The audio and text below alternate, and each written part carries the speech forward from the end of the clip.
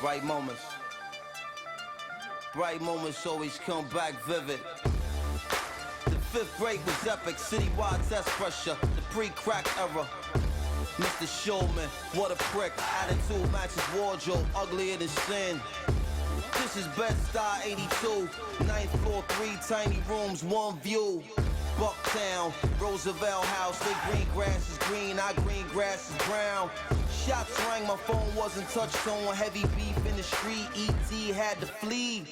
Great heavens, good grief. Hungry bellies, bright gold on their teeth.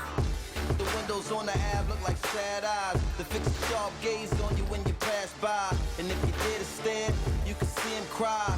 You can watch him scowl, feel him prowl. Wild and steady sizing every inch about you. Fast math measuring what you amount to. The laughter, the screams, the number roll, the song of songs, the book of dreams. Ends don't meet where the arms can't reach. Mean streets, even when it's free, it ain't cheap. Ongoing saga, terminal diagnosis. Basic survival requires super heroics. No space in the budget for a cape. It's when you gotta fly by night to save the day.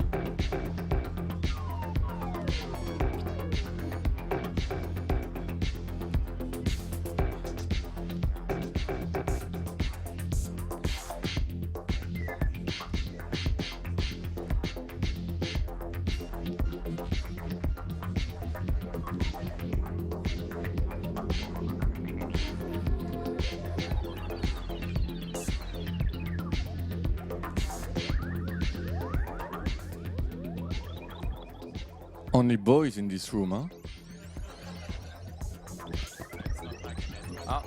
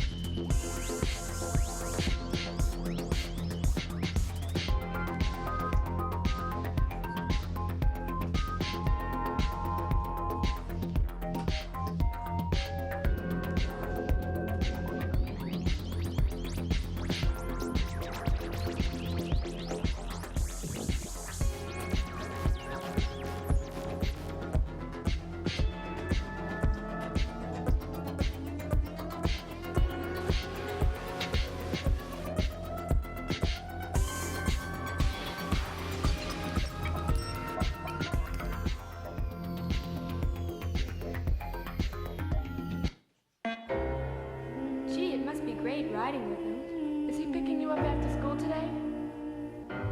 Mm-mm. Turn around and smiled at me, you get the picture. Met him at the turn around and smiled at me, you get the picture. Met him at the turn around and smiled at me, you get the picture. Met him at the candy store, the candy store. I met him at the candy store. You turn around and smiled at me, you get the picture. Yes, we see. That's when I felt, that's when I felt, that's when I felt. It's kind of an intro, you know. I feel like in a radio show. It's kind of a radio show. So good morning. I hope you all are well and not injured. Or you were also Who not. was at the roller skating last night? Yeah, I didn't see you on roller skate doing some backflips. This is the what? You didn't see me? You didn't see me in the center? You missed something. I looked like Boris Karloff on skates. So, we have a nice gentleman from Paris, France here, who goes by the name of Pedro Winter, aka Busy P. He has done a few things behind the scenes as well as on the scenes. Been a manager of a well-known duo and another well-known duo, and of a great and quite successful label called Ed Banger. So please give this man a very warm welcome. Bonjour. Bonjour. Oh. Bonjour, bonjour, bonjour. So yes, I am. I am from Paris, France. I crossed the channel to come to London. In fact, I'm in town to celebrate the 7 years of my small label, Headbanger Records. We are throwing a party tonight, and the Red Bull people gently proposed me to come visit you. And I like this kind of unprepared stuff and meeting you guys. I think, you know, you're all coming from all around the world, if I understand. Anyone from France rather than except me? Except those two crazy drunk guys I met yesterday? We are the only Frenchies. So first, yeah, this is amazing. I've been lucky enough to visit the academy this morning. Yeah, we're glad to have you here. So, but who is Ed I Banger? was jealous, in fact. You were If I jealous? if I can speak to the Red Bull people, I was jealous. I never been invited to such a crazy thing. Like, you know, having your own studio 24 hours a day. I wish I could come and, like, how's been so far? Like, any good tracks? Have you done something? Did you achieve something, or you just get drunk in London and get far away from your country? Both. Good. It's like Christmas for them, extended over 2 weeks. Me, the only academy I trust is the police academy, and but I'm happy to see what's going on at the Red Bull Academy. So So you weren't going to what? Sorry, you weren't going to music school then, if you don't if I trust. want, no, me, I wanted to become a lawyer. It's funny, you know, when you're a kid, you know, you want to be an astronaut, you want to be a fireman, you want to be an actor, you want to be a star. Me, I wanted to be a lawyer. Why a lawyer? I don't know. So it's not sexy, but this is how it was in my head at the time, and I knew I wanted to be a lawyer, and in the entertainment business. So this is, sorry, I'm going back, you know, to slowly arrive to what I'm doing right now, and I wanted to be part of this whole entertainment business. I wanted to, you know, but I wanted to be behind. I wanted to create, you know, the magic, you know, like what's, you know, all the work you have to do to put up a show, all the stuff, the work you have to do, you know, to put out a record.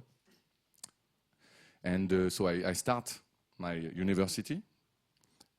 I have to be honest with you, I did it 3 months.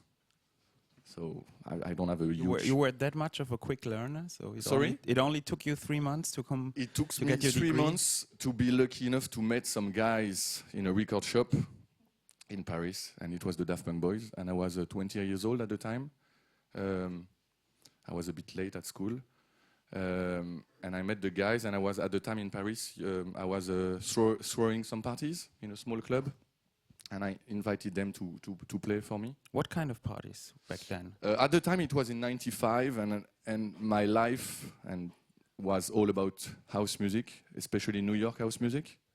So Kenny Dope, Louis Vega were my gods. I must have the biggest collection of Masters at Work record, and for those who know Masters at Work, it's kind of hard because those guys, they are like Very prolific. They've done a remix every week, right? Every 2 days, man. Especially in '95, and so it was really house music, and you probably know those names, but at the time, the guys who were playing in my parties were DJ Gregory, Dimitri from Paris, Philippe Dar of Motorbase, who became Cassius later on, and then two robots, the Daft Punk boys. So we became friends, and we were 20 years old, the three of us. We are from 1975, and I quit school, like I quit university. It was no point continuing trying to become a lawyer, and at the same time, throwing parties, traveling the world, and trying to, learn a job. And I learned the management business, even though I hate this. I don't feel comfortable in being a manager.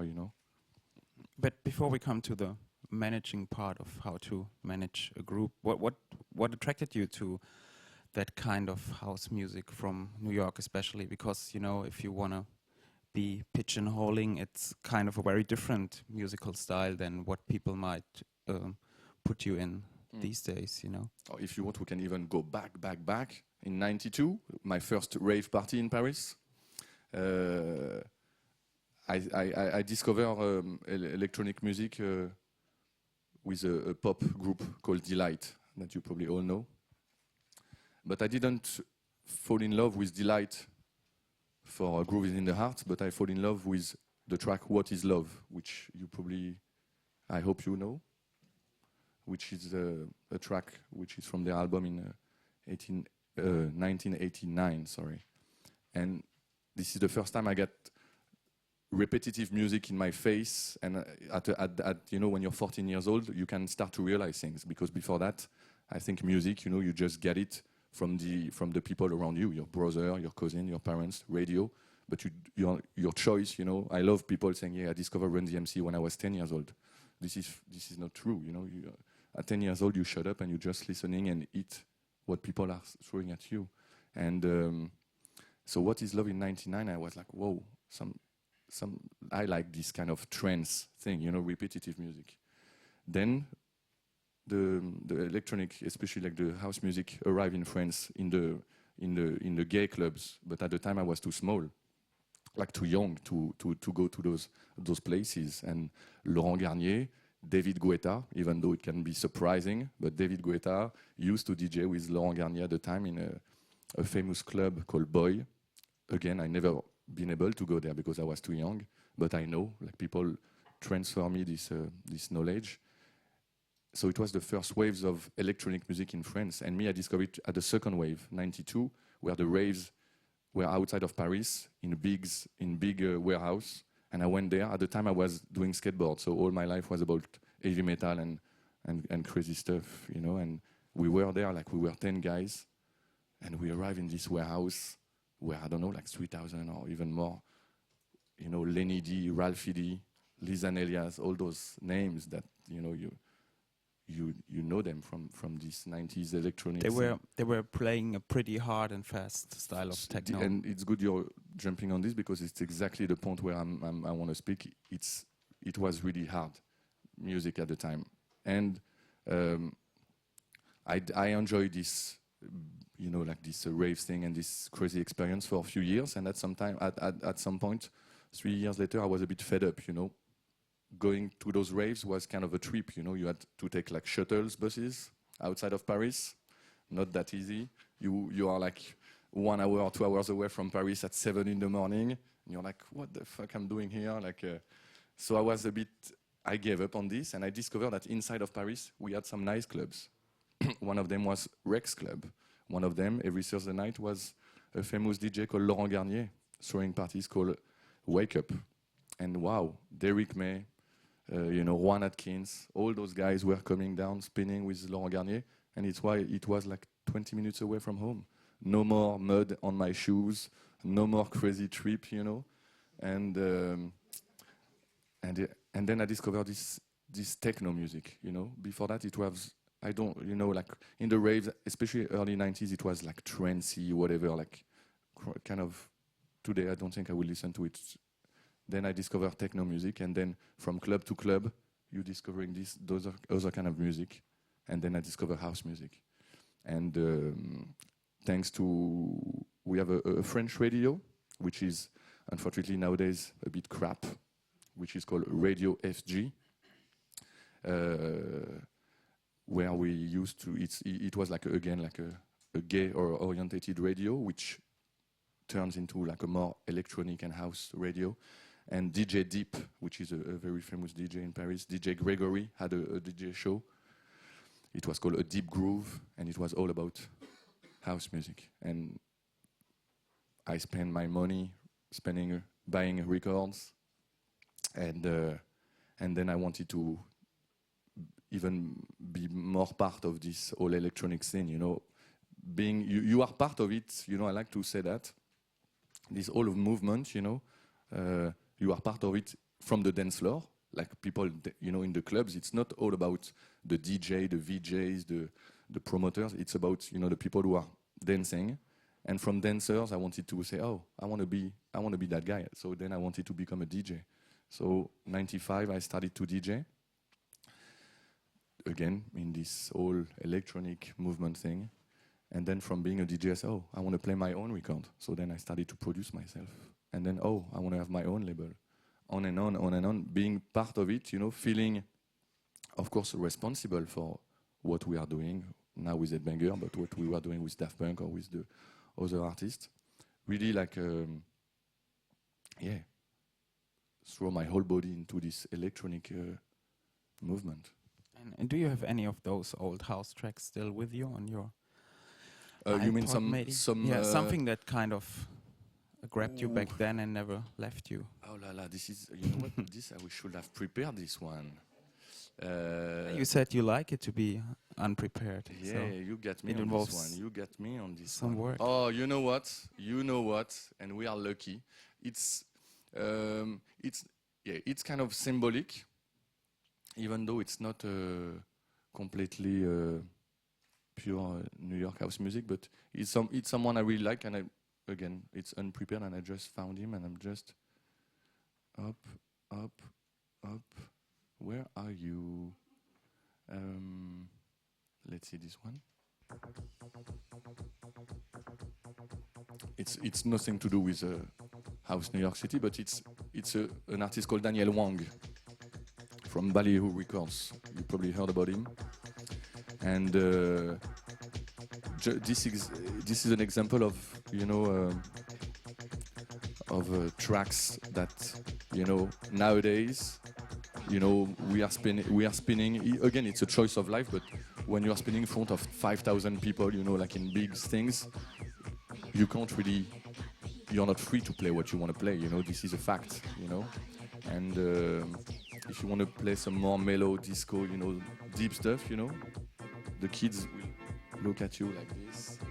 Rather than at the time, the parties I was doing, it was like 200 people, and we were free to play whatever we want, And I miss this, to be honest. I miss this, and yesterday it was a good example, at this roller disco thing. And I was surprised, Moody Man was playing like JD, was playing, De La Soul, he was playing like hip-hop, then goes into more disco stuff. But yeah, this was it was a good moment.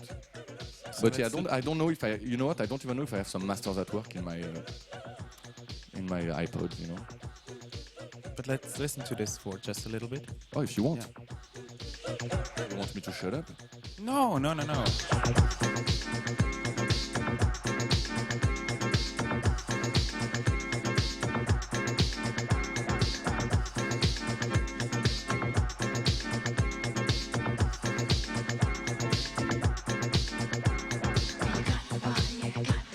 Let's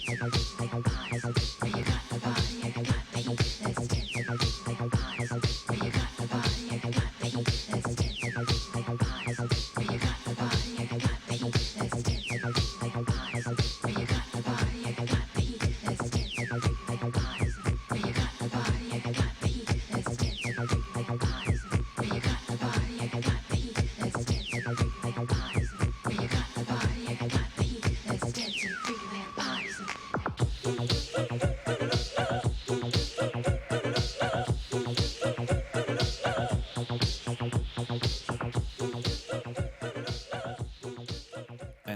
this track is kind of also an example of using samples in a nice way, right? Yeah. It's full of them. It's full of them. But what? Yeah. So since when using samples is a problem? It became one for Danny Wang himself because Oh, yeah? he started to say that it's very bad using samples and that he hates his old stuff and no one should sample and everyone should do his own music. Yeah. Sometimes people changing their mind, you know. But the good news, he was good using samples and he's still good without, you know. But again, me, I have no problem of, you know, like if you want to go on this debate, using sample, not using sample. Of course, like it's a waste of time. Use samples as much as you want. If you sample my artist, we will sue you. You know, that's all I can tell you. No, samples. Have you ever gotten into problems using samples? I never been into problem, but it takes just like to make it clear. It takes time and it costs some money, you know, to use samples, you know. And right now I am finishing. We have an artist on Headbanger called Uffy, which is a female MC. We're gonna release her album on end of May this year, and I'm still working on some paper sheet right now, like trying to clear samples, because some of my artists, like Mr. Oiseau or stuff like that, you know, still think they can sample and give me some tracks. Oh, Pedro, put it, release it, and I'm like, man, you sampled. Like, So they don't tell you what they used? Sometimes they don't tell me. Now they understand they have to tell me, but it's part of the game, you know. Like, and me, I'm, you know, you have to be fair. You're sampling someone, you know. You definitely have to share, you know, if it's becoming. But I never had any trouble. And if you want, I can make you a little funny thing that I'm sure we all share the same love for this Detroit artist called JD. And JD, I think it was like a bit more, like 9 or 8 years ago, for his band Slum Village. He sampled a track of one of the Daft Punk boys, and we because we knew about JD and Slum Village, we listened to the album and we was like, wow, fuck, he did something pretty good with the track.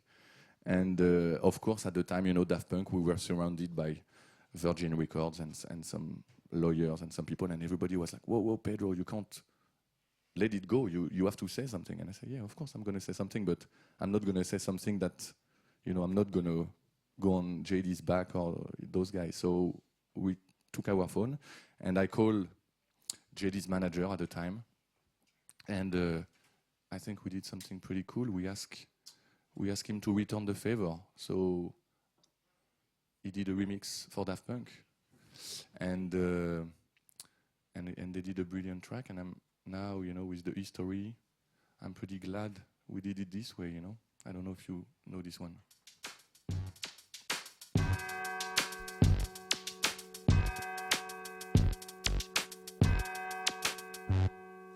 Speak to the hand, I'm all you teacher Campbell. Tired of living this life every day, it's a gamble. Putting pieces together that don't even assemble. Feeling like somebody I don't like but I resemble. I'm so sick up in here, it's time to make moves. I'm trying to procrastinate in everything I do.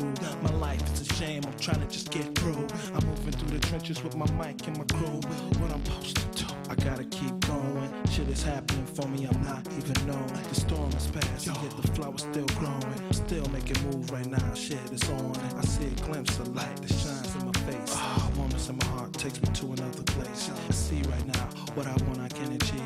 All I have to do is stick to myself and believe. To all my street niggas making money, making happen, y'all.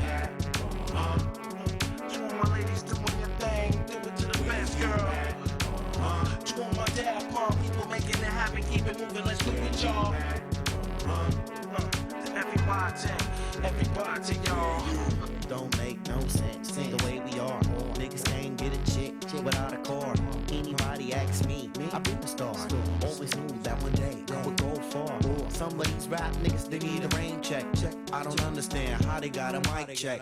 Get your head right, true. You look correct. And in the meantime, we gon' get the paycheck.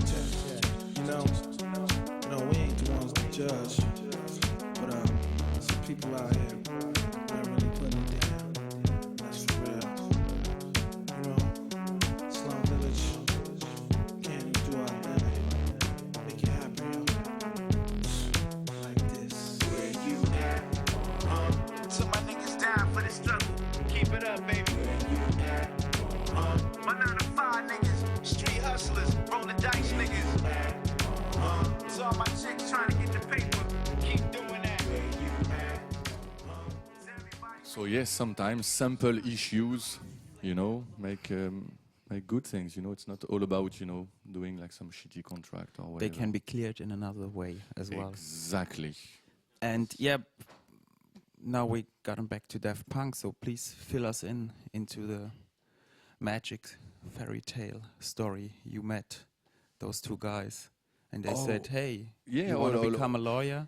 Yeah, and you know, let's do it quick. You know, it's because there is not much to say about it. You know, like 20 years old. You know, I didn't know nothing about music business, and the boys too. They didn't know nothing about music business. As I said, you know, we were 20 years old.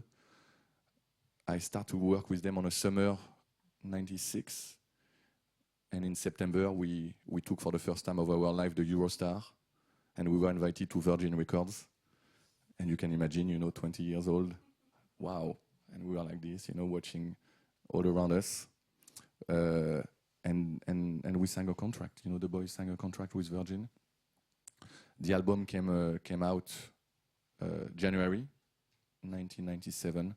It was homework, and the magic happened. You know, like after that, I hope you all know or heard about Daft Punk. Is someone not familiar with Daft Punk? And I think, you know, first the most important thing, like the thing I owe them, it's them being genius, you know.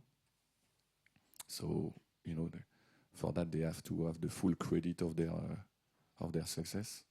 And after that, the intelligence they had is at the time. And it wasn't easy, you know, again, for some kids. I really insist on the fact that, you know, the fact that we were 20 years old, you know. And at the time, you know, it's really hard. And I can see you guys, you're young, and when success is coming near you, it's really hard to say no, you know. And I think the secret of Daft Punk is being the king of the no. And in fact, I was the king of the no because I was the one saying no to everybody. And they protect themselves, and we got everybody, you know, from Björk to Madonna to George Michael, to every, you know, knocking the door. And so, what do you do when Madonna calls? I don't know, like it's you.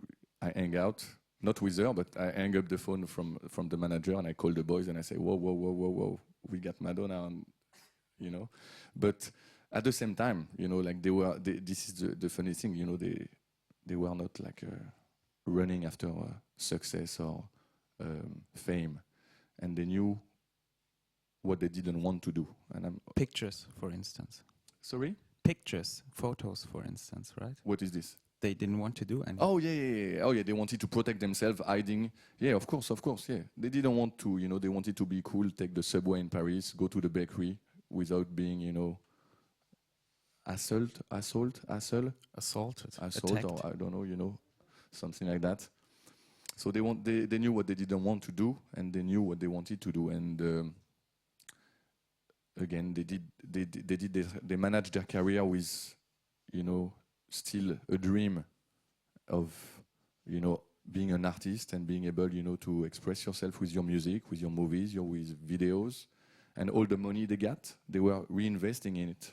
In their productions, you know, they at the time, you know, when we did video with Michel Gondry, with Spike Jones, those names, you know, that you probably heard of.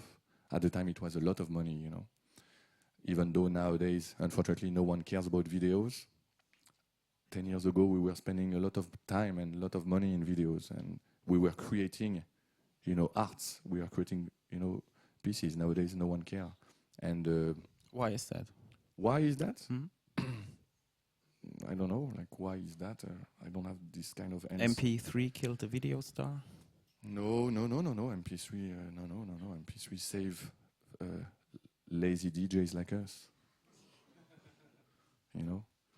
But no. Me, I'm. I will not go into this talk about like it was better back in the days. When I'm saying we used to spend time, we used to spend money, it was a different time. I'm more talking about difference than better or. I'm No, I was just really meaning- happy, and I'm sure you guys are happy to live in 2010. Look at our equipment. I've seen the studio upstairs. You can make an album in a week, release it the next day, sell it on iTunes, Beatport, or whatever, sending to your friend in Tokyo. I'm happy to live in 2010.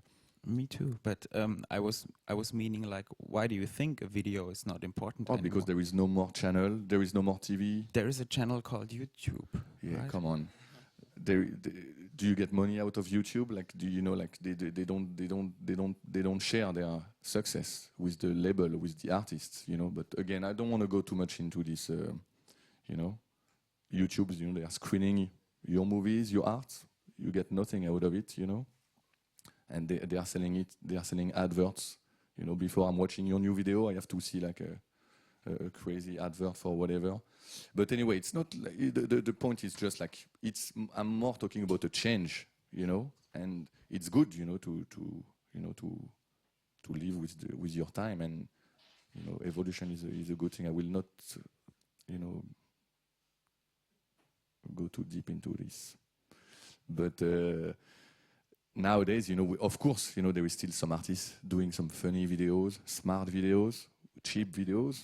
It was just a different time. But to go back on Daft Punk, they were reinvesting all their money and got the success they deserve. And a good thing also, they were rare. Like they didn't run after fame or success, so they took their time. And again, as we are into an academy, we have to pass the knowledge to each other. And me as an adult now, wow, fuck. I keep telling my young artists on Headbanger to take their time.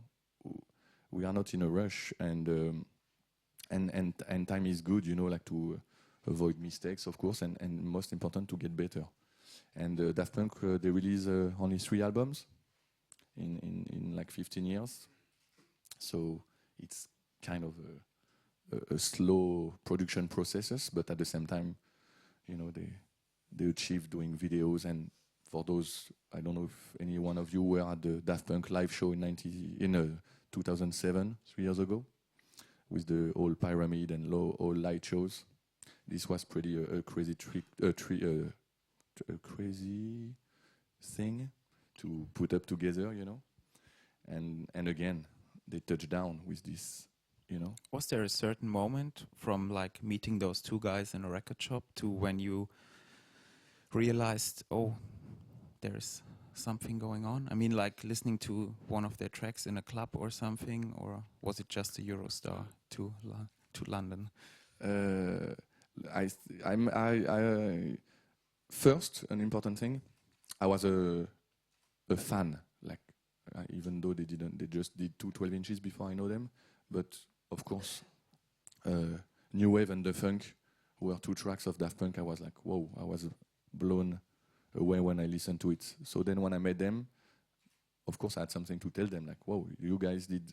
And Daft Punk, it was in 95, and at the time, again, it was kind of a 109 BPM track, kind of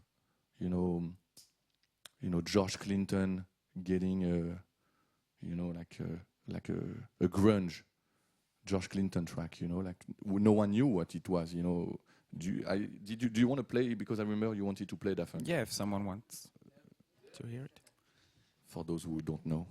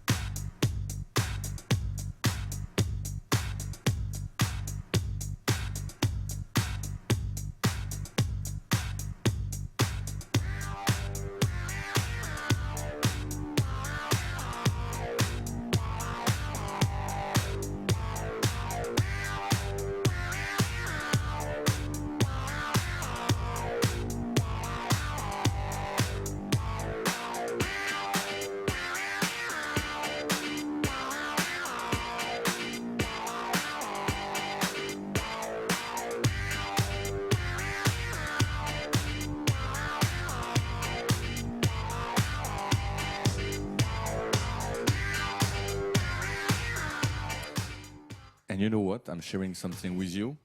This is the kind of track when nowadays, when I'm DJing, people are singing it.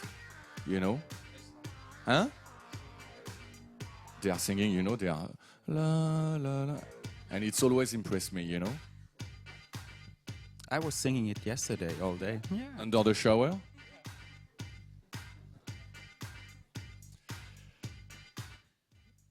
We can speak on Daft Punk. Yeah. So So yeah, I was a fan, and then being part, like, you know, having the chance, you know, I had a really nice Chinese meal with Thomas of Daft Punk, summer '96, and he was like, oh, you know, like, we are in the studio right now, you should come check it out, and we're gonna need someone, like a right hand man or something. It wasn't really like a manager at the time, because neither do I, neither them knew what was a manager or whatever. And they told me, like, yeah, do you want to join us? And I think it took me like 40 seconds to say, yeah, okay, let's try, let's give up everything. I quit the nightclub scene of Paris, like, because at the time I was, as I said earlier, I was doing parties. So I gave up on all those parties and started to send my faxes from Thomas' studio, because at the time we didn't have an office. So it was all about faxes, no email yet. Soon, the email story is coming soon. But send faxes, like, to people, like, yeah, Daft Punk can come here to play in Germany, whatever. Receiving contracts by fax, again, really boring.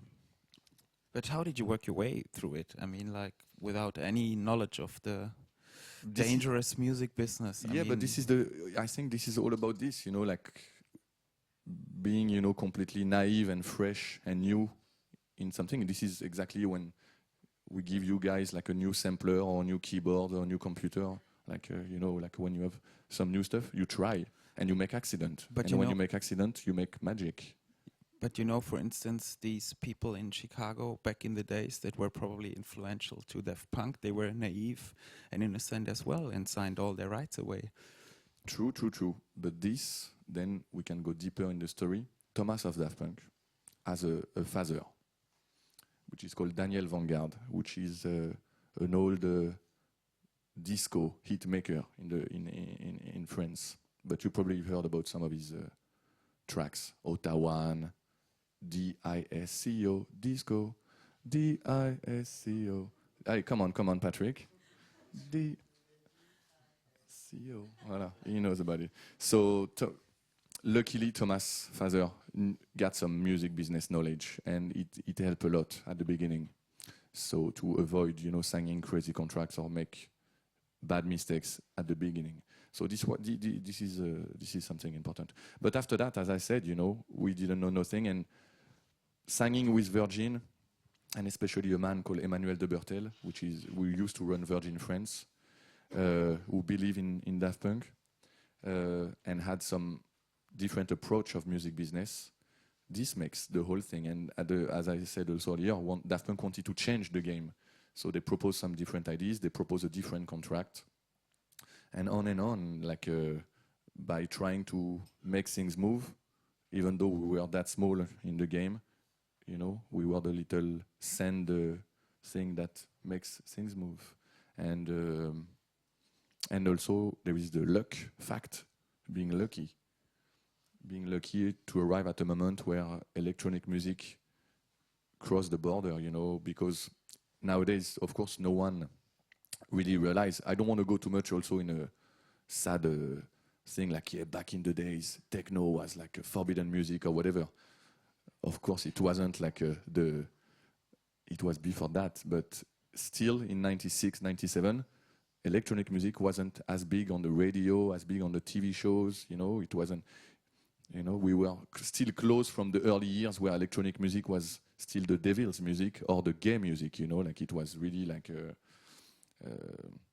something that was not accepted, you know. Nowadays, you know, like you're opening the Olympics with David Guetta and stuff like that. So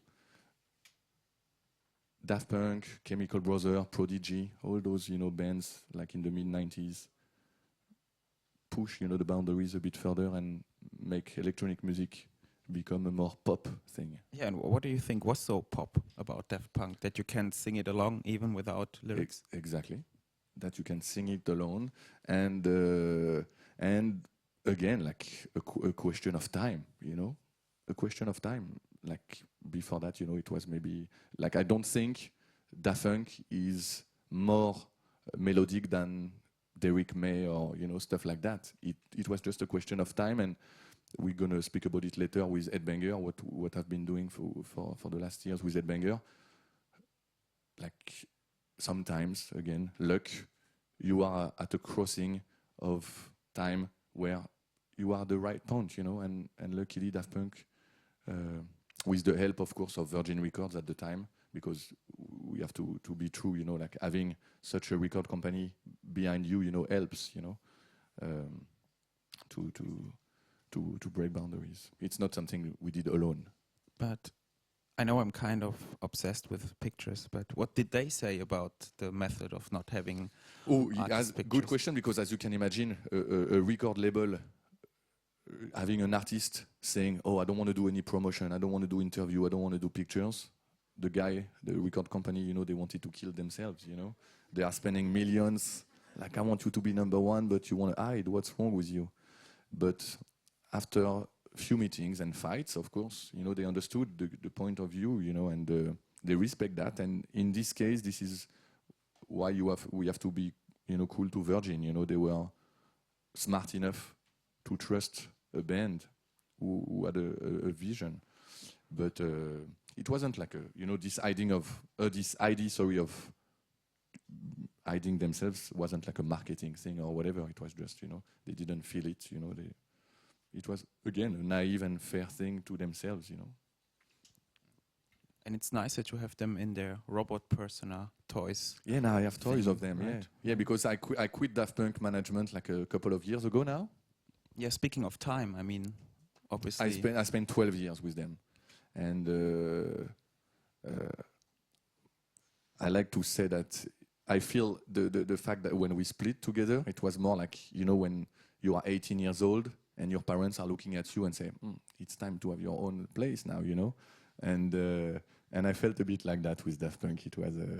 It was about time, and I wanted to start some other things. So you still visit your parents from? I'm still visiting my parents. Those bastards are living in Los Angeles now, so Los Angeles, big houses, big cars. You know what I mean, huh? They're living the dream. We are far away from the good old days where they were punk. If you're watching, Daft Punk. No. That now you know what, they are enjoying life and they deserve it more than anything. Of course, I'm still in touch, and I'm most important still a big fan. And I'm looking forward to listen to what they are doing for Tron. They are doing the soundtrack for Tron. Disney is spending billions of dollars, and they are smart to have the idea to call Daft Punk to do the soundtrack. So I'm looking forward to it. And what else? And that's it. I think we could close down the Daft Punk chapter with a big hola to Daft Punk. And yeah, what did you do when you left your parents' house? When I left my parents, I had an idea of setting up, because as you can imagine, spending some time with Daft Punk is it's like living with a giant magnet, and I was keep receiving, music or artists wanted, I want you to be my manager, I want you to do this, and it was way too much. But out of those, it was like Facebook before Facebook started. Wow, good one. It was Facebook.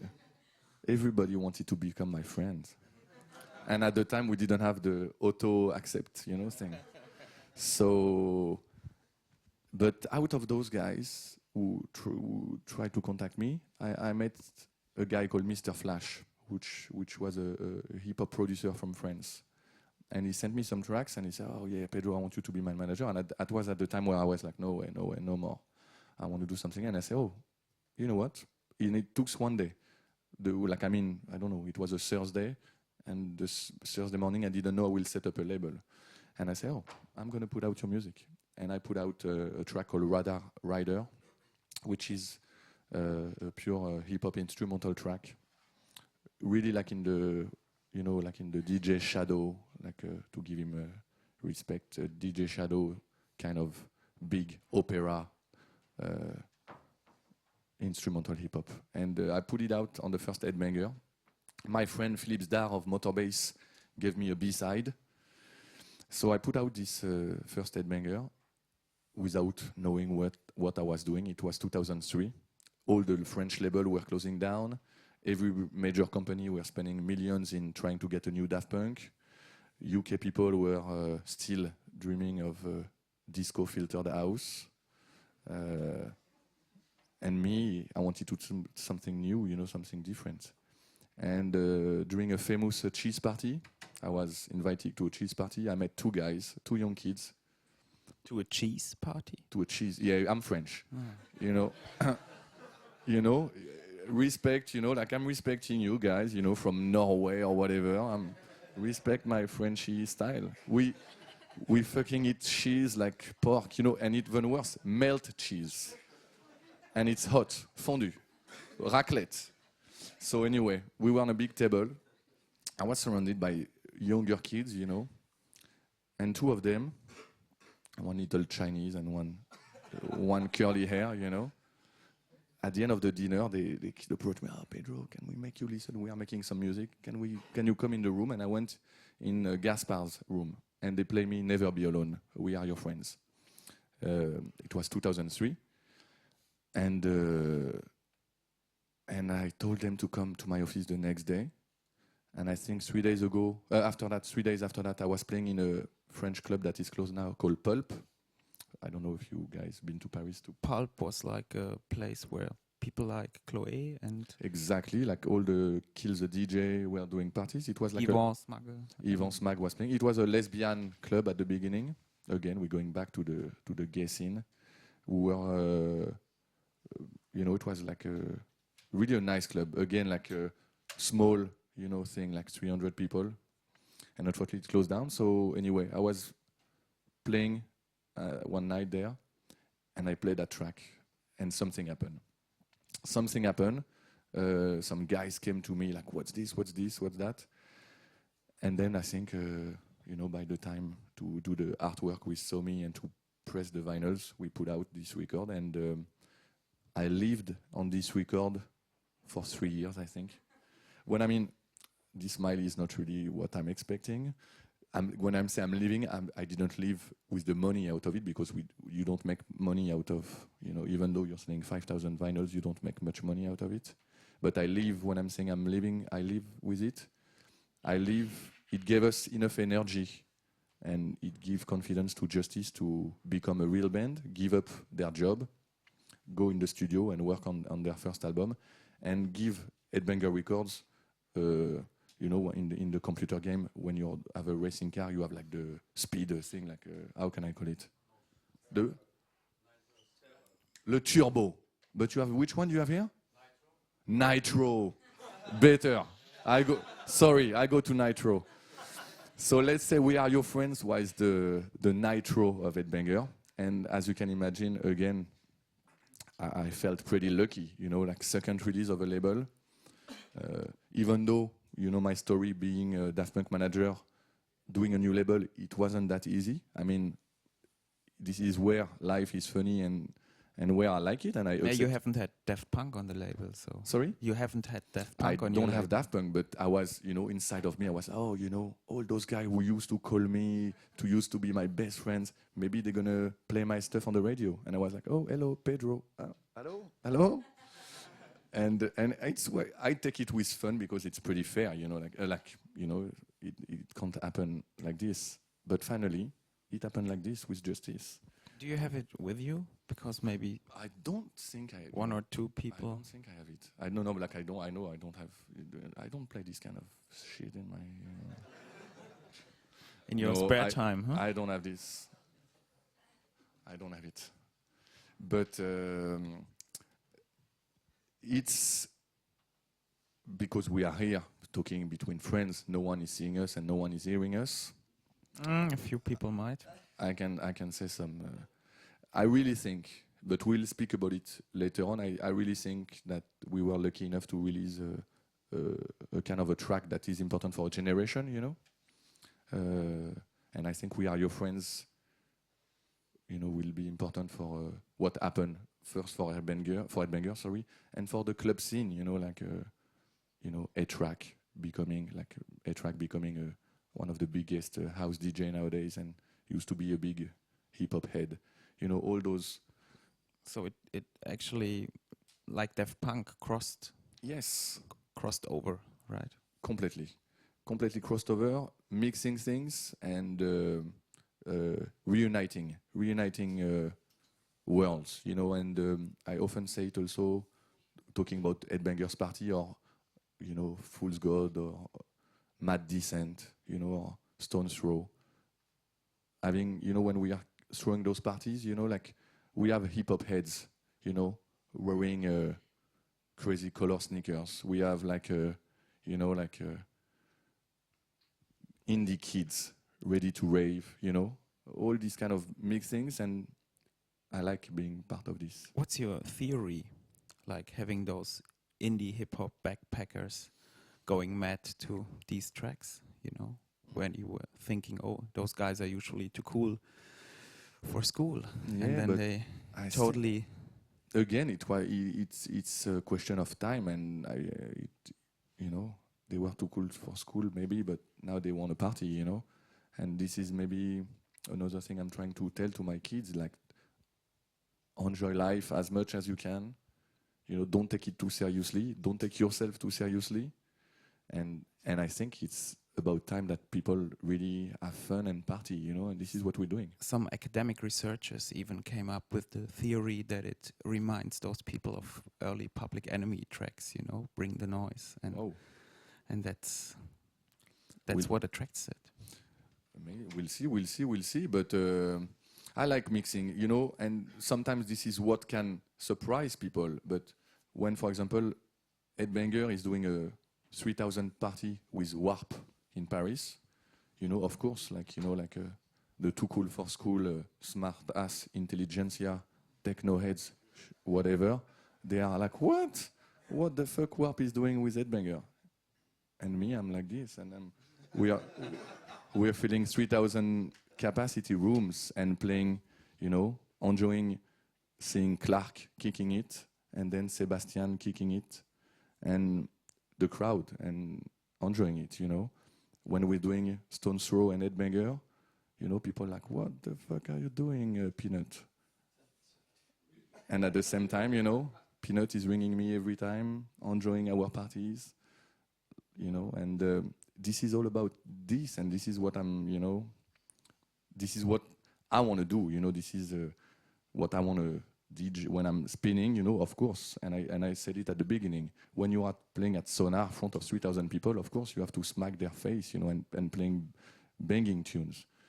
But of course, at home, and you have the proof today, I'm not listening, you know, to crookers in my iPod, you know. But I'm happy to play crookers, you know, to smack some ass, you know. But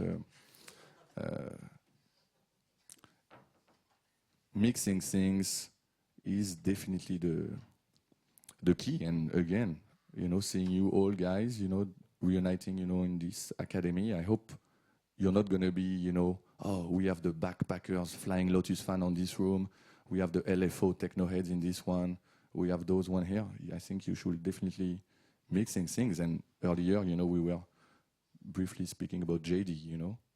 JD was one of the, you know, proof that hip-hop can put a feat. Well, he's from Detroit, so it's a bit different for him because he was already, you know, influenced by electronic music. But for talking about someone I know very well, and I hope you know, DJ Mehdi, which is an artist from Headbanger Records, produced some of the biggest French hip-hop songs, really ghetto songs. Like, for instance? Sorry? Yeah. For instance? For what does it mean? An example. Oh, an example. For people who are not familiar with, like, Mehdi, French hip-hop. And like really, like he was part of a band called Ideal J, which for me, you know, tall, blonde, white boy, not especially, you know, like the kind of hip-hop I can understand, because, you know, like it was raw hip-hop, And Mehdi was doing this. He was part of this amazing band. And I met Mehdi in 1997, and he wanted to put a foot in our disco game, you know. And I welcome him more than anything because first I was aware of his genius, and he completely, I don't know if I can say embrace our electronic thing. And nowadays, you know, for me, he's definitely one of the best DJ around. For those who had the chance to see him, you know, he's playing now mostly house music, you know, even though his heart is in hip hop, but he's playing house music, and he's playing it with the ears of a hip hop guy, and it make it twist a bit different, and you can trust him. He can get a dance floor packed and crazy in a minute, and now he's one of Headbanger most famous artists. And I'm just thinking, I would love to see if I have a hip hop tune from Mehdi in my thing, but I think I have. I would like to listen with you guys one of hip hop track, and then what he's doing nowadays, because nowadays Mehdi discovered, of course, house music, and he's in love with house music, and he's doing music with an English guy called Riton, that you probably heard about too. But first, let's listen to... Oh, wow. What do I have here? Oh, boy. Okay, I have a special one. This is a bootleg from Mehdi, and only Mehdi can do this kind of thing.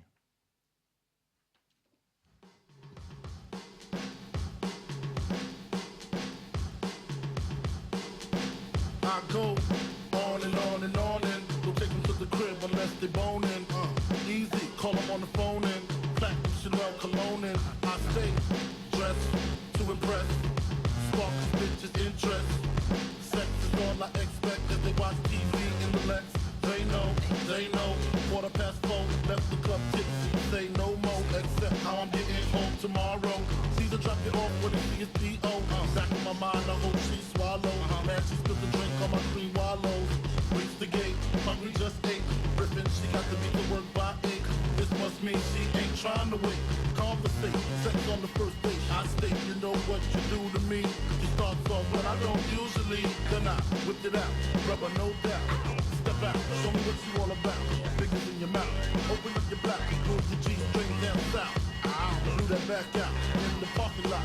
Buy a currency and a green drop top, and I don't stop till I squirt. Jeans, skirt, butt naked, it all works. To all you bitches wanna fuck with me, freaking you bitches like Joe C. If I was dead broke, you wouldn't notice me. So I think I ain't supposed to be. This goes out to my Metro, representing on the freaky bitches. Fuck 'em all day, fuck 'em all night. We don't love these hoes. I wanna be mixed again. I think I wanna go mixed again.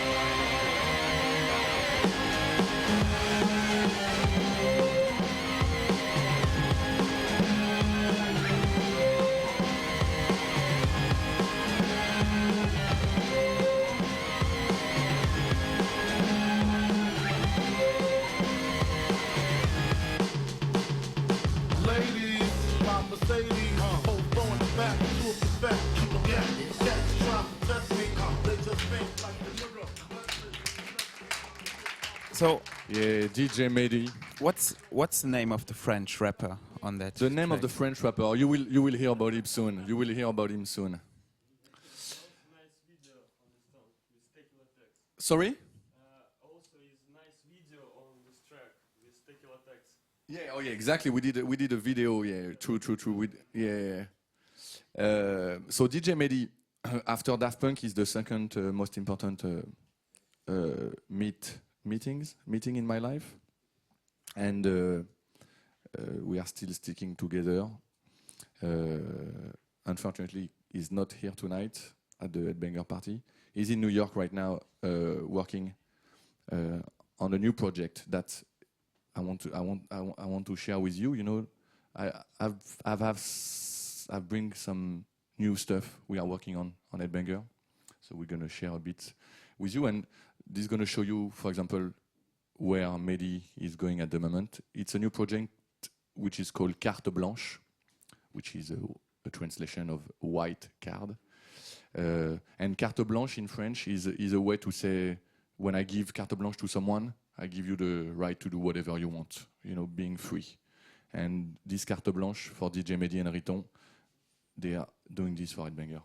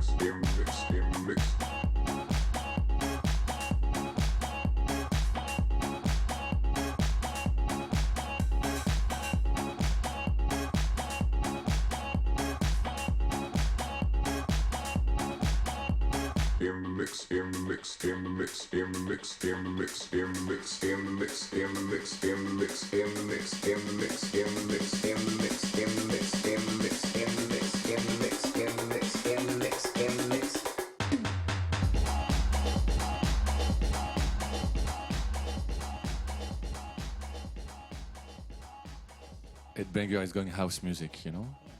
I can tell, and yes, but it's, you know, your label is pretty diverse.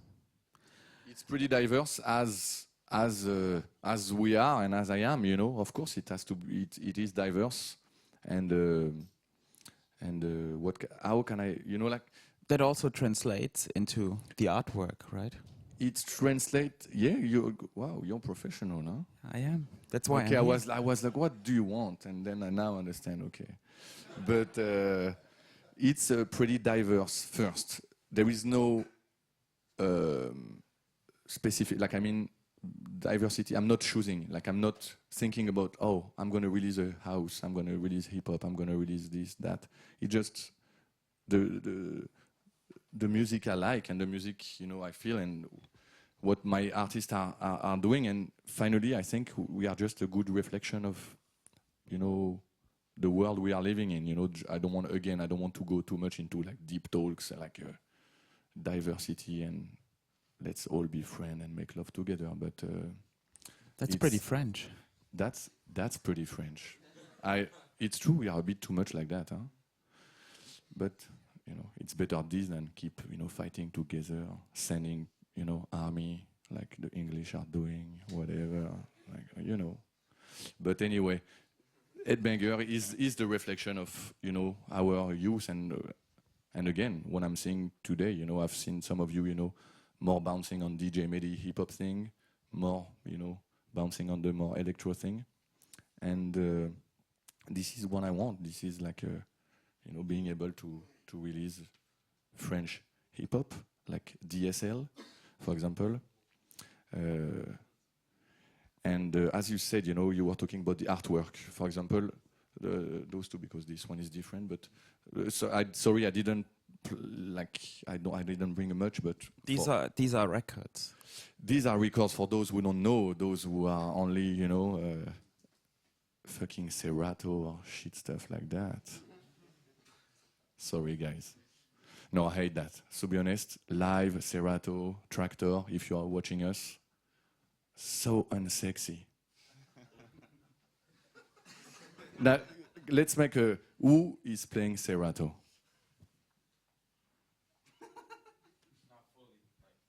Voila. Voila. No, yeah, but I'm kidding. But yeah, like, so yeah, of course with Headbanger, we are still manufacturing 12 inches, even though unfortunately we don't have much record store in Paris. They are closing down one by one. I think it's pretty the same in London, unfortunately, and I guess it's the same everywhere. And that's pretty sad. That's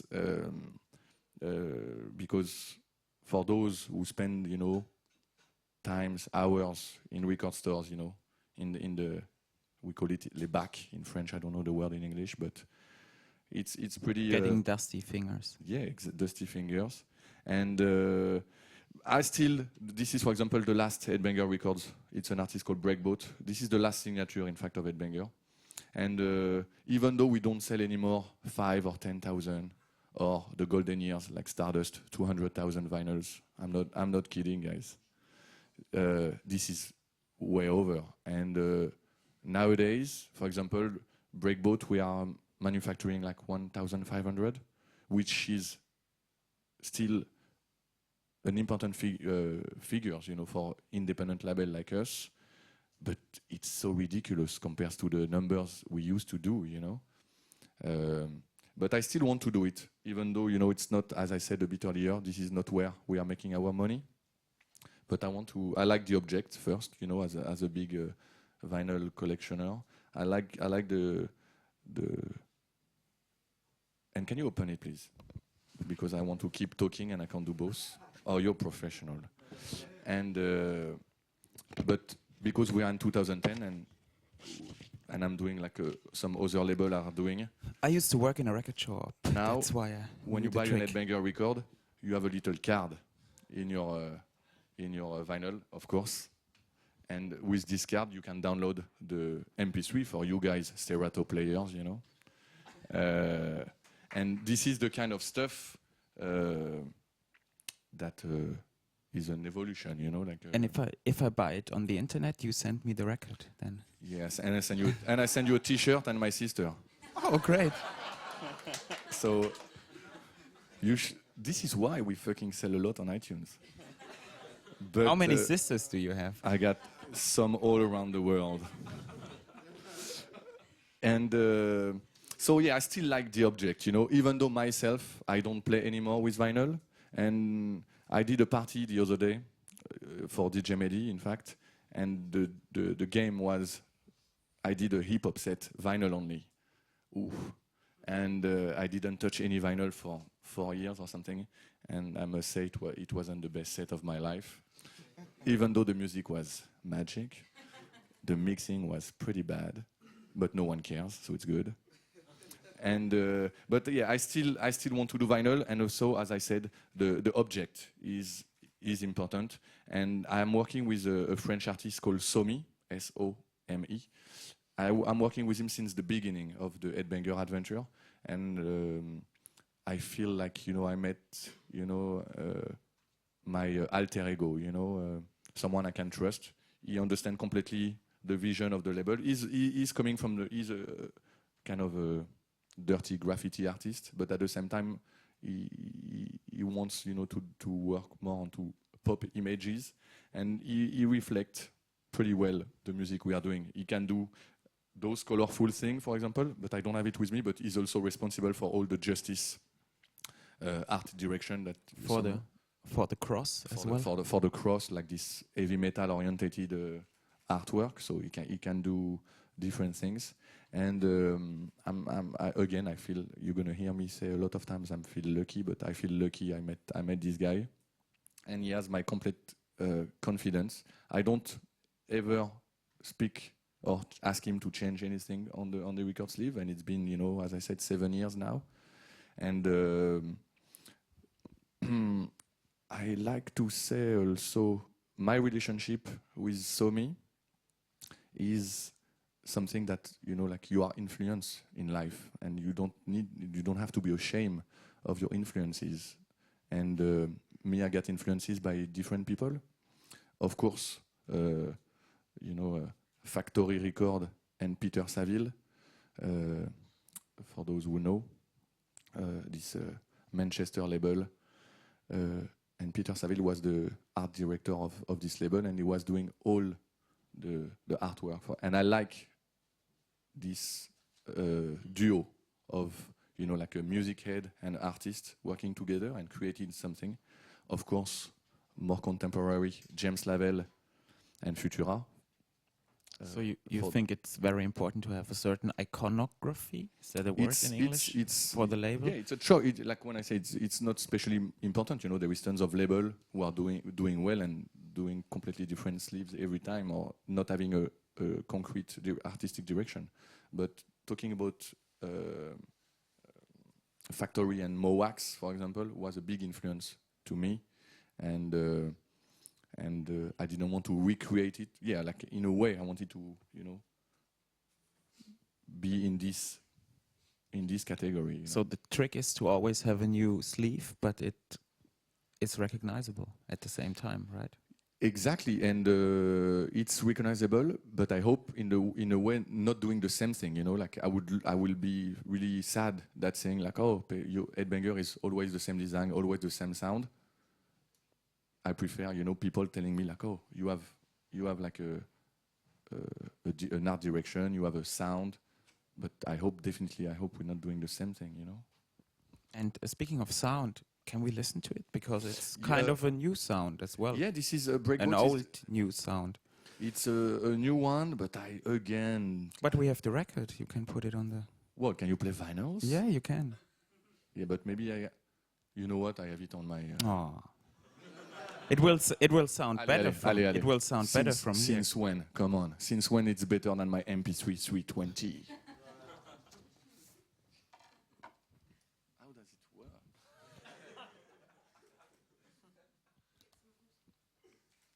Guys, I can scratch. You can't imagine.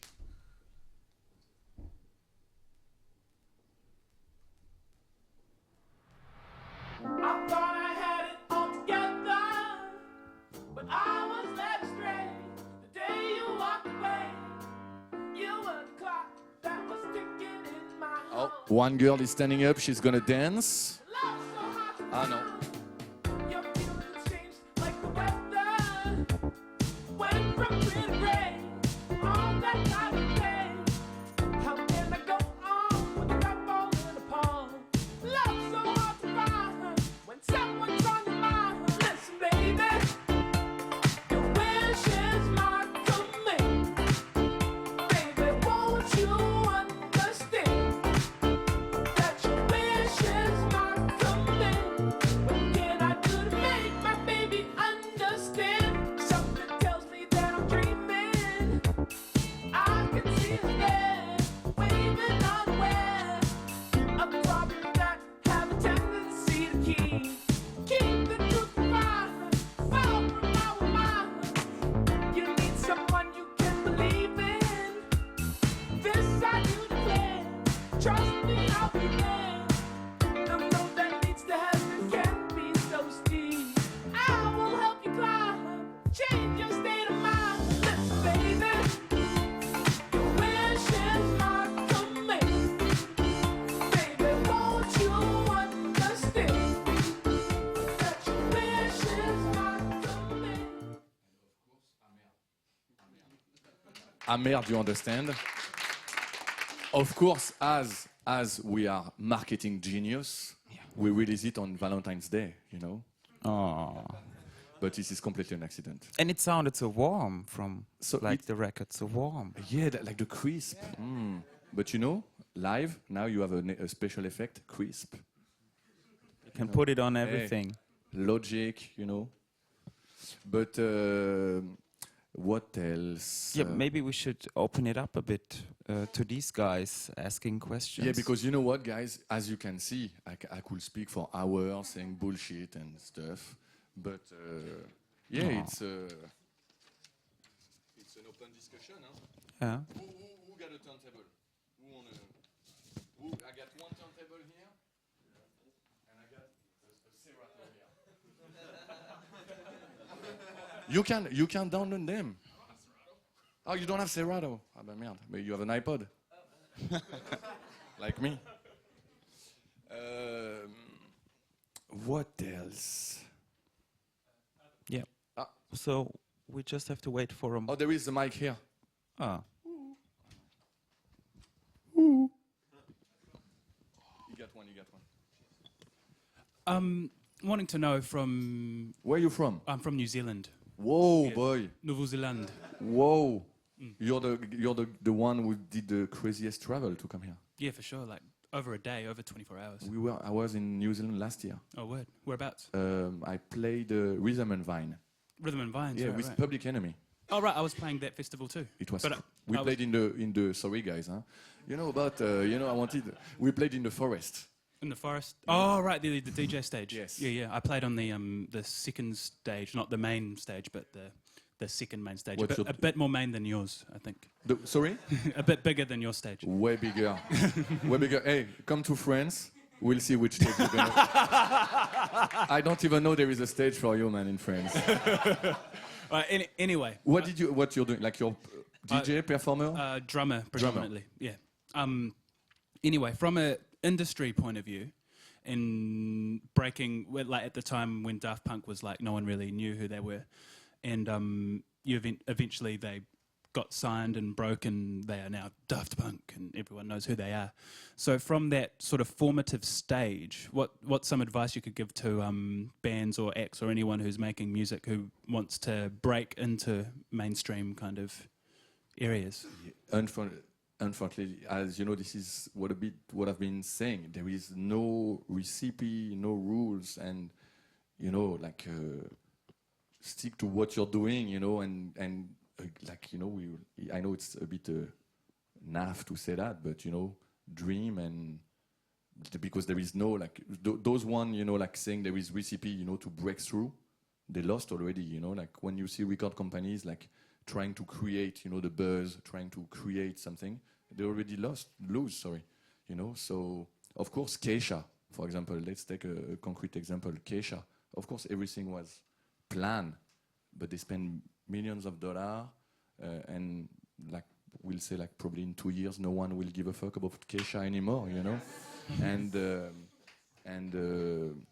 so they achieve. So if you want the recipe, how do you know le soufflé? It's a French soufflé. Yeah. So I can give you the recipe to have a big soufflé, but I can't tell you in 2 years the soufflé will still be up. I think it will be bleh. So there is definitely no recipe, and I recommend it, and I wish you, to keep playing, second stage and enjoying it, and having fun with it, rather than tomorrow play the bigger stage, and the next year being, nowhere, and without any energy of creating new stuff or, Okay. So there is definitely no recipe for and I will never, in my position, tell someone, how you can achieve by doing this, that, and buy some promo, do the radio, do this, do that. There is no recipe. It's just it's a game, Maybe start a blog, huh? Maybe go on. You should get a MySpace. I should have said that. No, but I hope you understand the thing, Cool. Thanks. There's. Hello. Introduction. Where are you from? What you do? Which stage did you play? I'm playing the shittiest stage always. Where are you from? I'm from Portugal. Yeah. Porto or Lisboa? Lisboa. Yeah. I wanted to ask you. It's obvious that Headbanger, it's been doing what Headbanger does is actually heavy music. But was it a choice from the start? I'm starting this label, I'm infusing heavy metal into house music. Was it from the beginning? Was it an idea? Because I've seen you all with the Metallica T-shirts and the Rage Against the Machine re-edits and all that. Yeah, it's as I said a bit earlier, it's not not a choice. It just and it's not.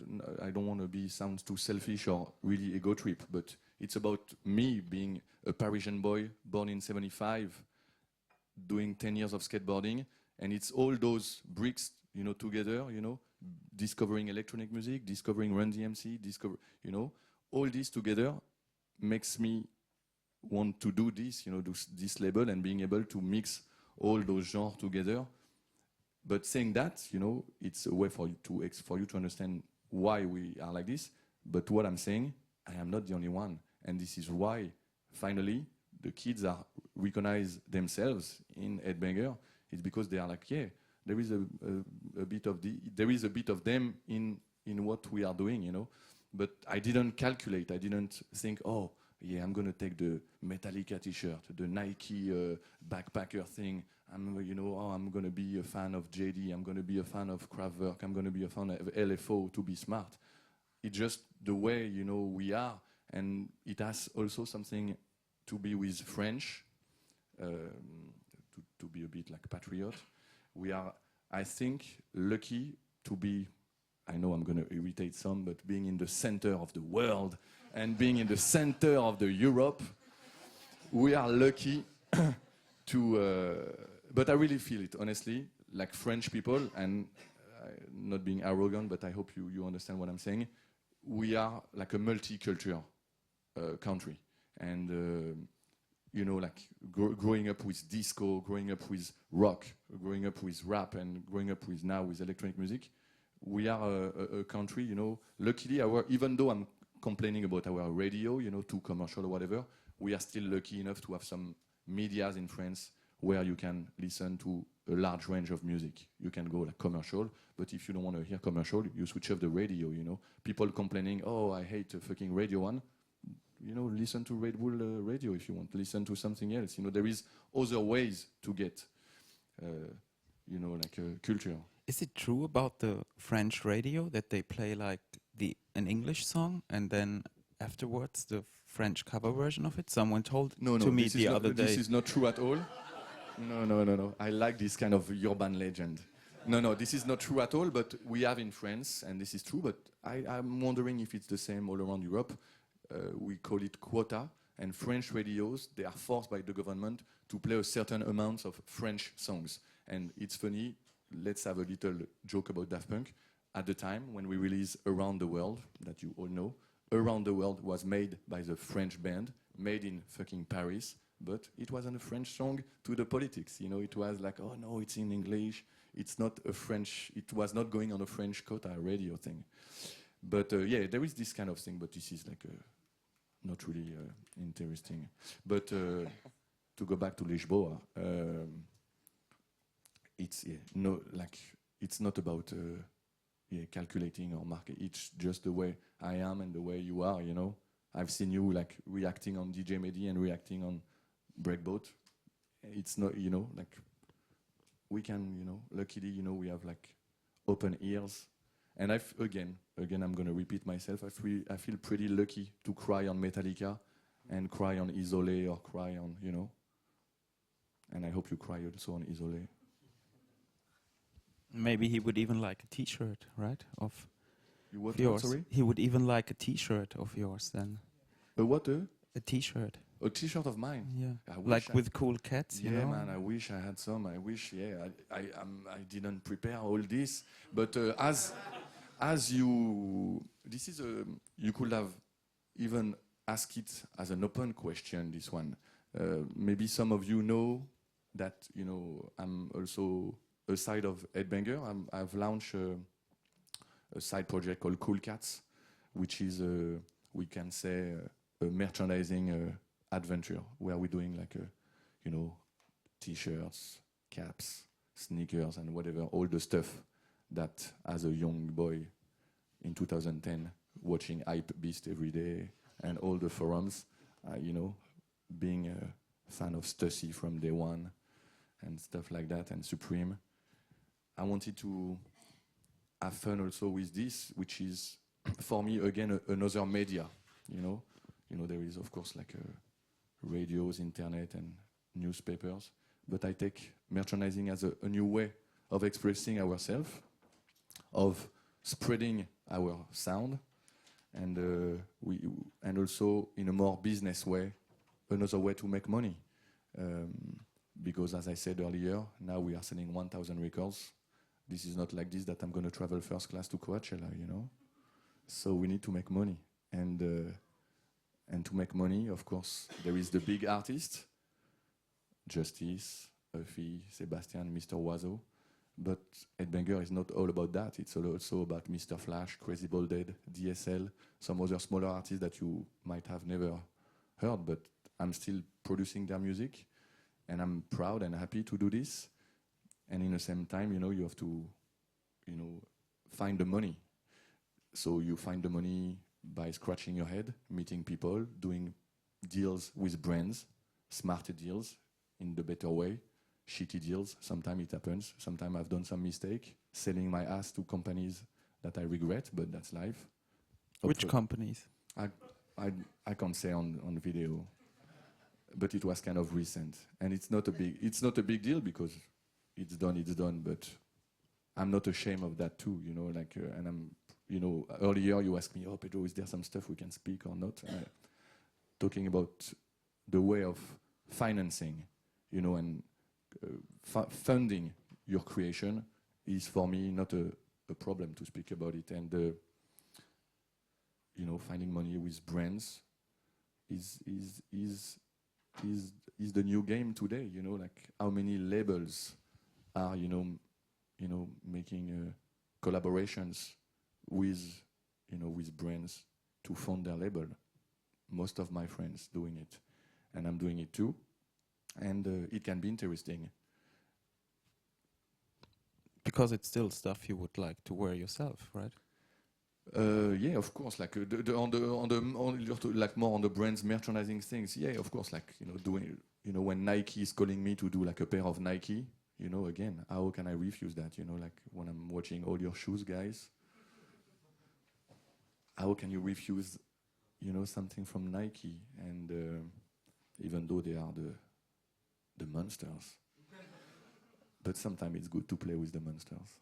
And so yeah, again, sorry, I don't want again like to be too talky about that, but I just try to make you smile about and to let back a bit, especially because I know electronic heads and like people like a bit like, oh, he's selling his ass to a brand, he's selling off this whole discussion about being underground, not being a sellout artist.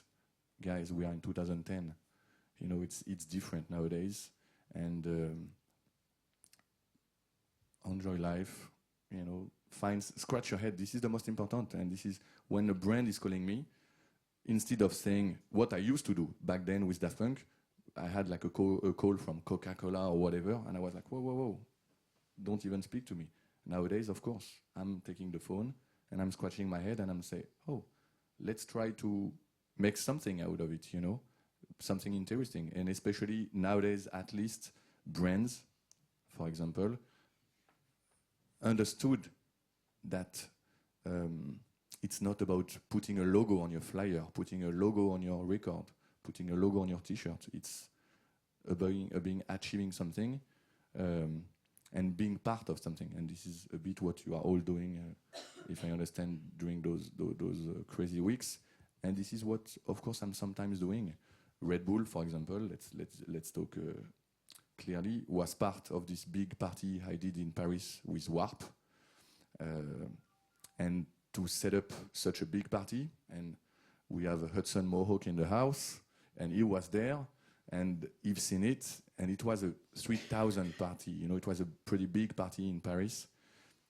And of course, I can't pay it myself.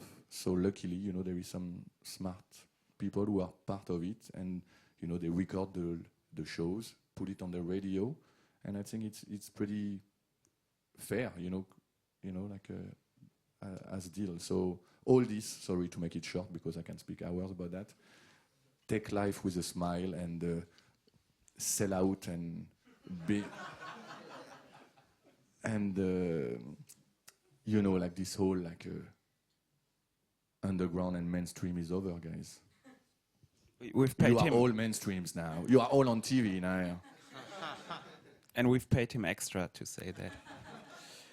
In fact, and I think it's again with a smile, I'm definitely not paid to be here with you today, and I'm happy to be when Laurence from Red Bull France proposed me to be part of this meeting with you guys. I felt pretty comfortable, not in a way of teaching because I'm no one to teach you anything, but I'm just happy to, you know, like I'm 34 years old now, and I know that if I was younger, I will be happy to listen to a French asshole who traveled the world.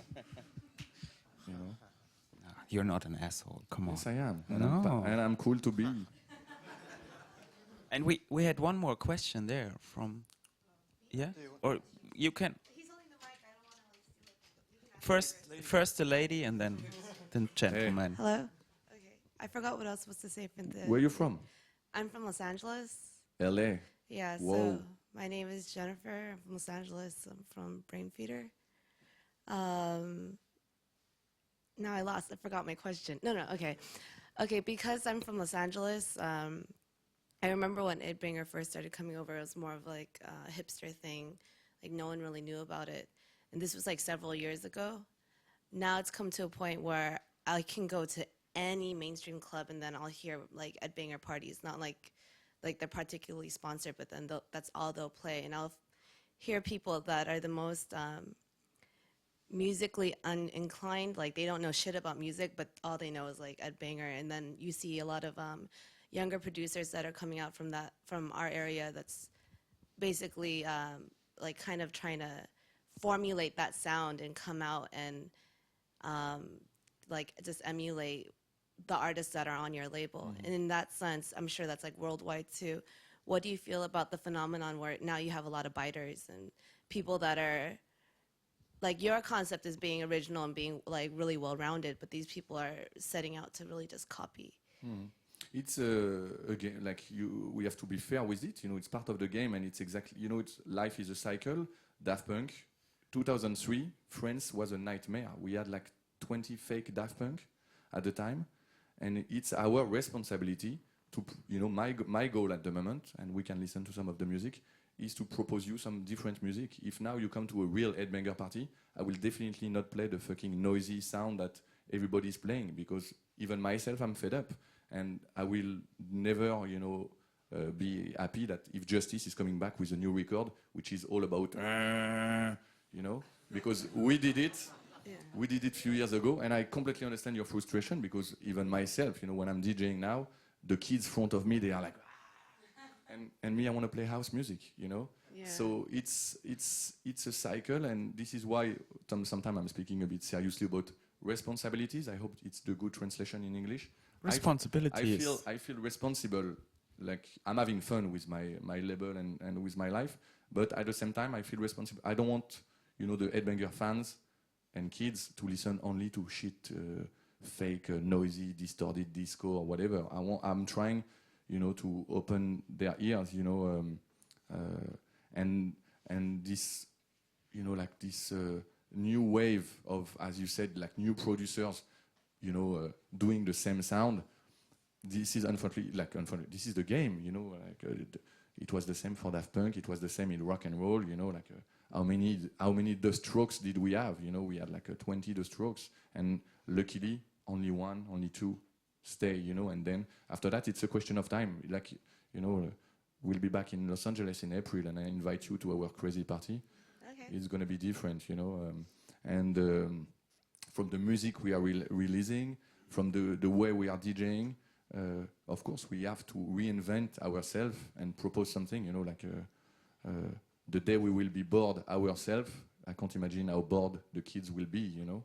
And again, this is our responsibility of proving that we are not just, you know, like hipster or whatever, you know, like it's cool to be upstairs, like again, you know, like don't misunderstand me, you know, it's cool, like when you know, Herb, Accelerator, Days and Confused, those labels are telling you you're the best label of the year. Of course, that's cool, you know, 2006, 2007, 2008, but life, it's, yeah, because this is true, sorry.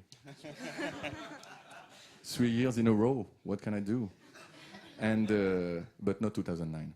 So who was it in 2009? I don't care. Some stupid underground shit. No, it was probably who was 2009. Who was I don't know. There is plenty. But anyway, this is like when I'm talking about cycle. This is the game, you know. Sometimes you're winning, sometimes you're losing, and this is me. I'm really good. I'm a good loser, you know. Like, you know, I accept, you know, sometimes to be a bit back.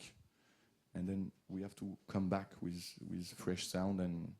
But I completely understand because I know Los Angeles quite well. And fuck, what a nightmare. You guys own the city, apparently. Yeah, but if I can, how can I apologize? It's not a problem. No, I know. Yeah. No, but I'm apologizing of those guys polluting Pollution, your yeah. ears, you know. They are playing, and this is, again, I want to make the difference. When I'm making fun of Justice and distorted electro and stuff, I feel what we were doing was melodic noise, you know? But nowadays, they are just making... It's too strong and too crazy. Like Noisy noise. It's noisy noise. So what's the point of, you know, I can fart, it's going to be more noisy, you know? So I don't understand, honestly. So let's go back more in a... Okay, thank you. Yeah, hi. I'm Moises from Tijuana, Mexico. No! Yes. All the way from the corner. You know Tony? Yeah, of course. Oh. Yeah. It's a really small city. So yeah. I had a crazy one in Tijuana. Yeah, we got stopped at the frontier on the way back. Oh yeah, the border is shit. The border is crazy. Shit, yeah. Honestly, now I understand. Fuck that. Yeah, man. It's crazy. Yeah, my question was a little bit like hers, that Tijuana is, I mean, it's everywhere you go, they even have like a Daft Punk night and like all these kids, 15-year-old kids start producing that kind of sound, like I've heard people call it like microwave house, you know, like microwave house. Like, hey, I'm calling my assistant. Copyright. Register microwave.com. Let's continue. But I mean, in a way, I think it's good because like most of these kids, they're like 15, 14 years old, and they're already making like banging tracks, even though they're like, I mean, they're pretty generic, but they're like, whoa, you can dance to it. Especially these guys like Krylon, maybe. I think Tony is the manager. I think, yeah. They started Who's this Tony you're talking about? Tony, just sorry guys for the personal joke. Tony is a promoter from Tijuana, and he's making parties in Tijuana. And not a lot anymore, though. Oh, not anymore. Well, he is, but more spread out. Oh, okay. Like in 2007, it was like he was bringing most of the DJs from Headbanger and all around to Tijuana. But yeah, I mean, the sound was really, really big in Tijuana. But like I see it as a good thing nowadays because those kids that started like when they were 15, they started making music. But I mean, what I think personally that whatever sound you start with.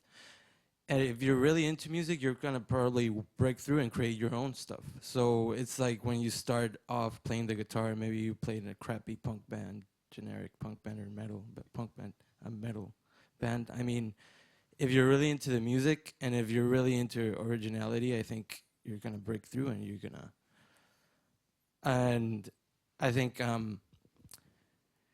going back to her question, do you think there is such a thing as getting overly like too famous? Yeah. No, the problem is not about being too famous. You know, again, me, I don't have any problem of underground, mainstream, overground, sellout, Justin Timberlake, all this. You know, like it's not. You know, it's never a problem. Like let's make it clear. A musician being well known all around the world is never a problem.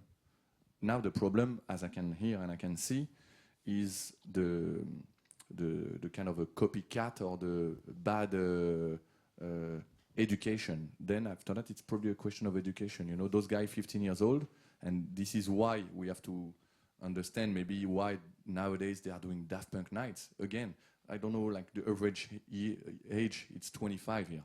But imagine, the kids who are coming to our parties, they are 15 years, guys. They are so small. Speaking to them about 97 when Homework was released, they were babies. So, you know, so nowadays for discovering Daft Punk, discovering this whole club energy, this whole thing mixing, you know, like again, nowadays in 2000, those guys, they are 15, they don't have this question about like, oh, there is a heavy metal guitar, then a 808 beat. They just take it like this, you know, they don't understand that it's two different worlds getting together, you know. And so this is why, again, by doing stuff like that, sending playlists to magazines, making interviews, we have our responsibility is to show them that we are not, me on my iPod, I'm not listening to Daft Punk or Justice all day long. I'm listening to different kind, and this is what we have to spread them, and this is why they have to read about, you know, our stories, stuff like that, for example. And also another interesting point I want to jump on in your discussion, the way the kids are making music today. We are doing music, you are making, we are doing music. We all have the same instrument. 96 with Daft Punk, 95. Daft Punk studio was about 2 tables like that. 909, 808, Orbit synthesizers, Ensoniq samplers, SP 1200, you know, samplers, lot of equipment, you know, sequencers, compressors. At the time it was, I don't know, I don't know the cost, but it was a lot of money. And no one can do this kind of music at the time. For example, Homework, only people who got a bit of money who can have such an equipment. 10 years, 15 years later, I am in my room in my hotel, I can make an album with Logic, I can make an album with Live, with all those, and this is where the turning point is, from having the curiosity to learn those machines, Roland, TB303, all those stuff where you had to be a bit freaky because those machines are not easy to use, you know. Nowadays, we are all equal. We just press, you know, Pom C, Pom whatever, Pom, Apple C, Apple whatever. We are all equal, and the difference will make either way you are, you know, like genius. I'm not talking about genius, but you are a creative person or not. And unfortunately, most of the kids who are making banging tunes, who are cool to play in clubs, they did it. I can do it in 2 minutes with my Apple C, Apple D, Apple A, Apple whatever, Live and Logic software. And this is a turning point in the creation where finally everybody can be an artist, everybody can, you know, make beats. But luckily, you know, like art and creation, this is nothing you can buy on, you know, like a Apple store, you know. But with your pretty tight time schedule, it's a blessing for you, right? How do you find time to make, you do music yourself as well, As right? I said, because I'm happy to live in 2010, and for example, you know, it's funny, I just finished a remix. I'm a bit of a lazy bastard on a production level. I've been introduced to Akai MPC 2000 by DJ Mehdi in 97, and it was how I was making music at the time with my MPC. So, you know, and recently I discovered Logic, so now I'm mostly making music with Logic. And you can finish Logic in a plane, in your hotel room or whatever. And I'm pretty happy. I managed to finish this remix for my friend Tiga. In fact, it's not for him, it's for his label Turbo, but he sang a German band called A Today. And where is it? And I just finished this remix, and I'm gonna use this time to go pee. I'm letting you with my electro.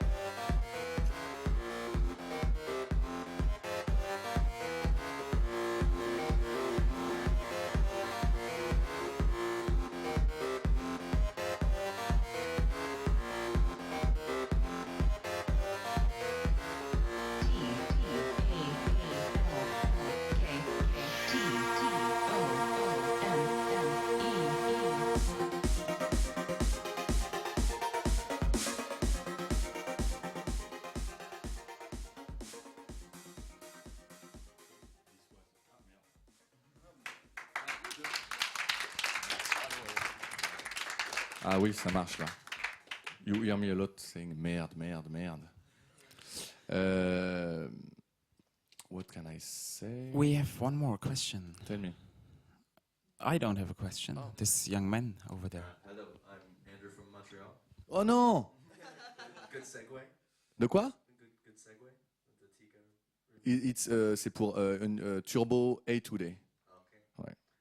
Désolé, mon français n'est pas. Oh là là, you're fucking Montreal English side. Hey, I'm not from Montreal originally. Oh, okay. But It's good town. Anyway, I I have a question. I guess about. Well, I'm going to use the broad term of disco. You talked about how you used to be kind of like into skateboarding culture. I find it interesting that most genres, as they progress, eventually progress towards disco in one form or another, be it punk, even heavy metal at one point was sort of doing a disco thing. I mean, and then Justice is a good example of that too. And you're talking about skateboard culture. I'm wondering, why do you think that is? If you agree with that idea at all, and where do you think you can progress beyond kind of disco sound, disco? So just for me to understand, you mean like it's normally some words that are not communicating. This is what you meant. Yes. Yeah, and this is the. It wasn't at all a challenge, but this is what is exciting. You know, playing with some stuff that you are not. Discovering different worlds. And it's about that. And it's about also like growing up. Spending 10 years listening, to Dinosaur Jr. or stuff like that. At some point you're discovering some other stuff, and I don't agree. I don't think it's incompatible. And we are the result of this. We are the proof. And again, we are not the only one. Like when I say we, I'm talking about my generation, and I'm talking probably some of you here. This was, maybe 10, 15 years ago. I remember, again, to speak about when DJ Mehdi entered, my life. At the time, we were DJing together, and we were playing like hip-hop, electro, and stuff like that. And not far ago, people were still like, oh no, we want only house music, or we want only this.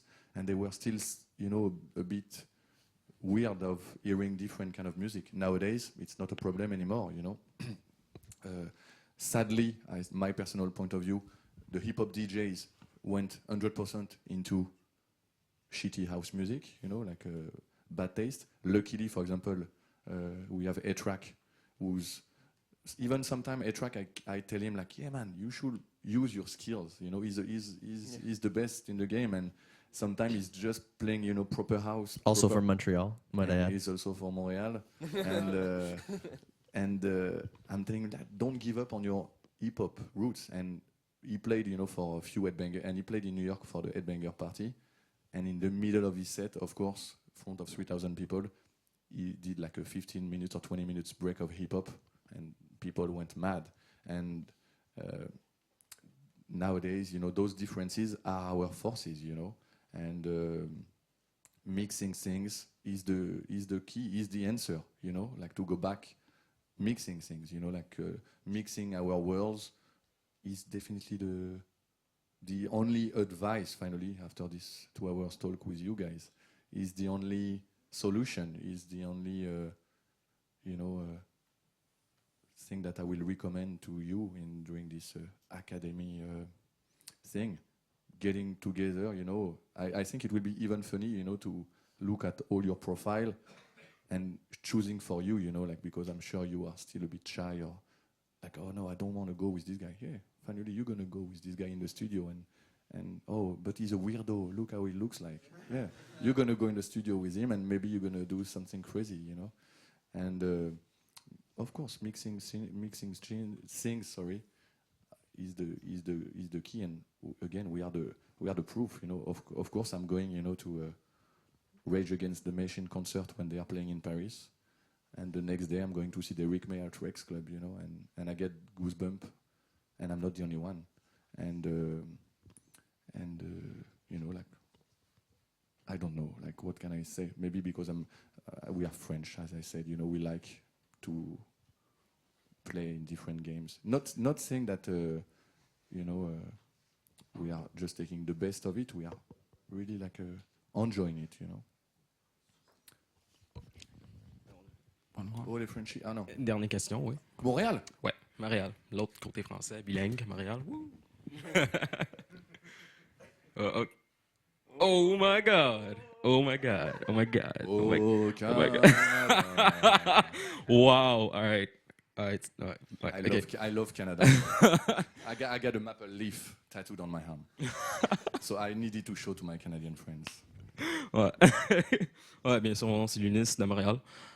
So yeah, my question is, in terms of drums, because I know there's a specific kind of like drum samples that you're using, and I've noticed like from Daft Punk in the 90s, of their kind of drums to Justice and the 2000s, and how it evolved into much more harder hits. And now hearing your remix with your drums, it sort of started to like evolve into another kind of more hip hop oriented, or like because the one I use is 808. So yeah. Is definitely like So I was wondering, like, in terms of like the stage from like the Daft Punk to like the Justice, did you see like a noticeable evolution of the drums? Yeah, it's a really good question.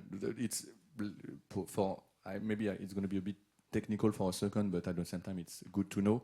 Daft Punk we are using like a 909 drum machine, which is the most famous techno drum machine. So 909. Justice, they are sampling their drums from rock and FM bands, so this is why they have their sound. And the one I use on this one is the lovely Logic 808 beats. So it's true, it's different, but it's just at the same time, in what I've just told you, you know, Daft Punk were more techno, Justice are more like into like a California FM radio, and me, I'm more influenced by the master Rick Rubin, who produced Run DMC and the Beastie Boys, and overusing the 808 drum machine. So I'm trying to rip off Rick Rubin style, even though I have a lot of work. Yeah. Thank you. Okay. Je viens à Montréal le 8 mai. Ouais. Good. Je suis là.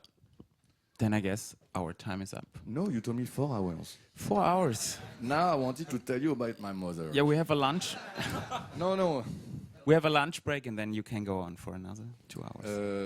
Let's finish. No, I already said my outro by mixing stuff, and but most important, honestly, it's enjoying what you're doing and having fun with it. You know, I know it's really naff, but again, I'm not ashamed of anything, as you can see.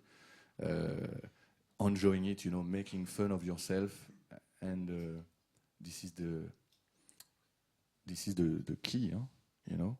Because the moment you're gonna be like serious guy, you're gonna make some boring music, you know. That's a nice word. Give it up for Give it up for you guys. Thank you very much.